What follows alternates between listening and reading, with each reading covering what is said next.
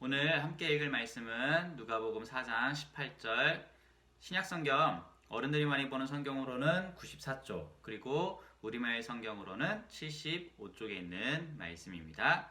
먼저 어른들이 많이 보는 성경으로 한번 읽고 그 다음에 우리말 성경으로 다시 한번 읽겠습니다. 주의 성령이 내게 임하셨으니 이는 가난한 자에게 복음을 전하게 하시려고 내게 기름을 부으시고 나를 보내사 포로된 자에게 자유를, 눈먼 자에게 다시 보게 함을 전파하며 눌린 자를 자유케 하고. 아멘. 이제 우리말 성경입니다. 주의 영이 내게 내리셨다. 이는 하나님께서 내게 기름을 부으셔서 가난한 사람들에게 복음을 전파하도록 하기 위해서다.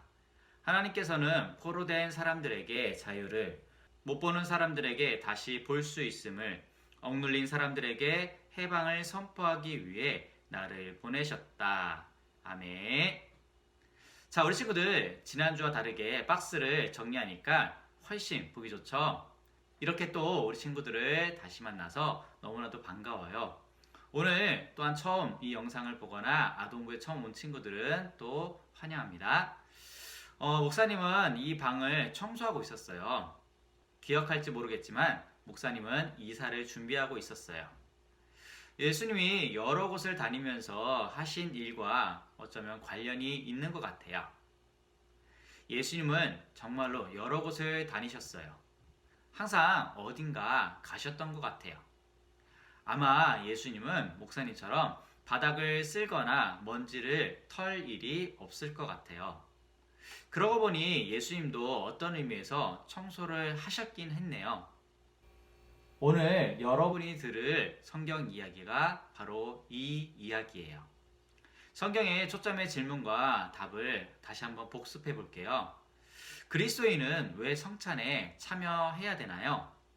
예수님의 삶과 죽음을 기억하고 그리고 예수님이 다시 오실 때까지 예수님을 선포하기 위해서예요. 예수님께서 청소를 하시기 전에 이런 질문을 하는 것이 좀 이상하게 느껴지긴 하네요. 하지만 이 이야기는 성찬의 시초인 유월절 만찬이었던 유월절 주간에 일어난 일이에요. 지난 시간에 배운 성경 이야기를 다시 한번 기억해 볼게요. 예수님께서 우리의 필요를 해결해 주시는 분이라는 말씀을 우리는 들었어요. 예수님께서 중풍병자를 고치시고 또한 귀신 들린 사람을 고쳐주셨고 그리고 여인을 고치시며 소녀를 또한 살리셨어요. 뿐만 아니라 죽은 지 4일 지난 나사로까지도 살려주셨어요. 이것으로 예수님은 우리의 질병으로부터 고쳐주시고 그리고 죄로부터 우리를 용서하시며 죽음에서까지 건지시는 분이라는 말씀을 들었어요. 그리고 지난 시간에는 예수님이 제자들과 식사하고 있을 때에 마리아가 와서 예수님께 향유를 부었어요. 예수님은 마리아가 예수님의 장례를 위해 향유를 부은 것이라고 말씀하셨어요. 예수님은 이 땅에서의 시간이 끝나가고 있다는 것을 알고 계셨고요. 죄인들을 구하려는 하나님의 계획에 따라 곧 십자가에서 죽으실 것도 아셨어요.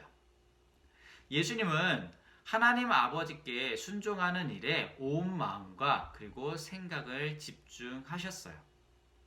오늘 성경의 이야기는 예수님이 성전을 깨끗하게 하셨어요를 보면 예수님이 하나님 아버지를 높이는 일에 얼마나 열심을 내셨는지 알 수 있어요. 예수님이 하나님을 높이기 위해 어떤 일을 하셨는지 함께 보도록 할게요.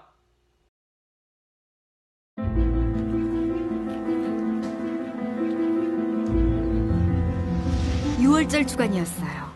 예수님과 예수님을 따르는 사람들 그리고 많은 유대인이 유월절을 지키기 위해 예루살렘으로 왔어요. 예수님과 제자들은 성전에 들어갔어요. 성전 안의 모습을 본 예수님은 화를 내셨어요. 사람들이 성전에서 해서는 안 되는 일을 하고 있었기 때문이에요. 어떤 사람들은 제물로 쓸 소, 양, 비둘기 같은 동물을 사고 팔았고 어떤 사람들은 상을 차려놓고 돈을 바꿔 주었어요. 유대인들은 성전에 세금을 내야 했는데 아무 돈으로나 낼 수 없었거든요. 그래서 사람들이 외국 돈을 세금으로 낼 수 있는 돈으로 바꿔주고 있었죠. 또 다른 사람들은 물건을 옮길 때 성전 뜰을 지름길로 사용해 가로질러 다니기도 했어요. 성전은 그런 목적으로 세워진 것이 아닌데 말이에요. 예수님은 사고 파는 사람들을 모두 쫓아내셨어요. 돈 바꾸는 사람들의 상을 엎으시고 비둘기 파는 사람들의 의자도 엎으셨어요. 그리고 물건을 들고 성전을 가로질러 다니는 것을 허락하지 않으셨어요. 예수님은 사람들이 중요한 사실을 깨닫기를 바라셨어요. 성경에 내 집은 모든 민족이 기도하는 집이라고 불릴 것이다라고 쓰여 있지 않느냐. 그런데 너희들은 성전을 강도의 소굴로 만들었구나. 사람들은 성전에서 장사하는 잘못만 저지른 것이 아니라 터무니없이 비싸게 동물을 팔거나 돈을 바꿔줬어요. 하나님의 집인 성전에서 말이에요. 예수님이 화를 내시는 것은 당연한 일이었어요. 종교 지도자들은 예수님의 가르침과 기적에 사람들이 놀라는 모습을 보았어요. 예수님은 날마다 성전에 가셔서 사람들에게 하나님에 대해 가르치셨어요.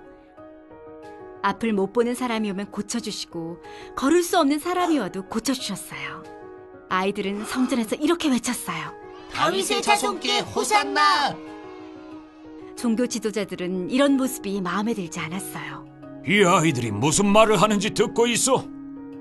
예수님이 말씀하셨어요. 주께서 어린아이들과 젖먹이들의 입에서 찬양이 나오게 하셨다라고 한 말씀을 읽어보지 못했느냐? 종교 지도자들은 예수님이 두려웠어요. 그래서 예수님을 죽일 방법을 찾기 시작했어요. 그날 저녁 예수님과 제자들은 예루살렘을 떠나 베다니로 가서 밤을 지냈어요.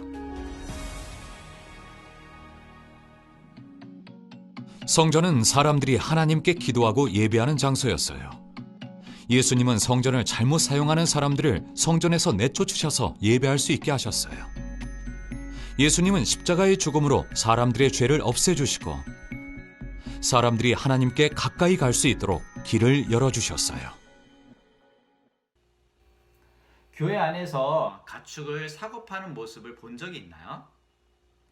사람들이 기도하고 찬양하는 동안 그 옆에서 상인들이 돈을 바꾸는 모습은 본 적 있나요? 예수님이 십자가에서 죽으시기 전까지 하나님은 하나님의 백성에게 죄를 용서하기 위해 예루살렘 성전에서 속죄제를 드리라고 명령하셨어요. 성전에서 예배를 드릴 때에 구체적인 규칙을 따라서 예배를 드려야 됐어요. 성전에는 하나님을 예배하고 싶은 이방인들이 기도할 수 있는 뜰이 마련되어 있어요. 이곳은 이방인의 뜰이라고 또한 불리고 있어요. 그런데 유대인들이 이곳에서 상을 펼치고 장사를 하고 있는 거예요. 이방인들은 이방인들의 뜰이 아닌 다른 성전 뜰에서 기도하고 예배해야 했던 이방인들의 어려움을 한번 상상해 보세요. 이 모습을 본 예수님은 화가 나셨어요. 그래서 어떻게 하셨나요? 예수님은 성전을 잘못 사용하는 사람들을 쫓아내셨어요. 기록된 바 내 집은 기도하는 집이라 일컬음을 받으리라 하였거늘 너희는 강도의 구려를 만드는도다 하시니라 라는 말씀이 있어요. 성전은 하나님 아버지의 집이며 모든 나라 사람들이 기도하는 곳이라고 예수님께서 말씀하셨어요. 하지만 사람들은 탐욕 때문에 성전 뜰 안에서 장사를 했고요. 그 결과 하나님을 예배하려는 사람들은 방해를 받았어요. 이 때문에 예수님께서는 화가 나신 거예요. 사실 우리는 사소한 일에도 화를 잘 내는 편이에요. 원하는 대로 일이 되지 않으면 화가 나요. 화를 내는 이유가 잘못된 것이지요. 하지만 예수님은 하나님의 아들이세요. 완전히 의롭고 거룩하시고 예수님은 물건을 사고 파는 사람들을 모두 성전에서 내쫓으심으로 죄에 반응하셨어요.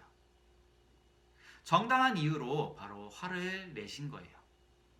예수님은 성전을 잘못 사용하는 사람들을 쫓아내신 거예요.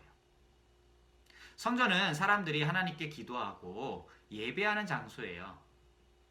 예수님은 십자가의 죽음으로 사람들의 죄를 없애주시고 사람들이 하나님께 가까이 갈 수 있도록 길을 열어주셨어요.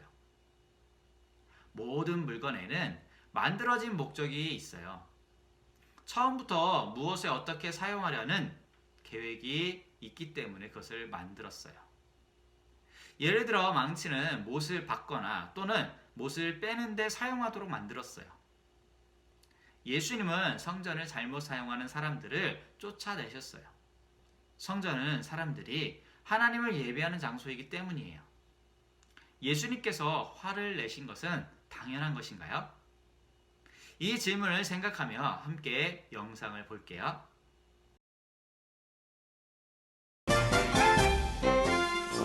그래서 내가 그랬지.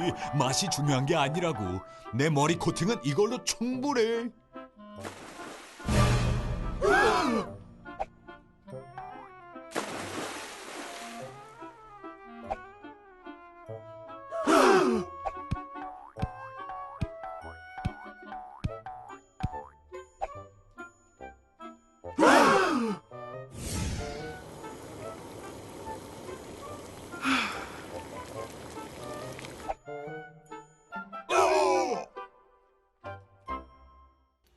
컵케이크들은 왜 화가 났나요?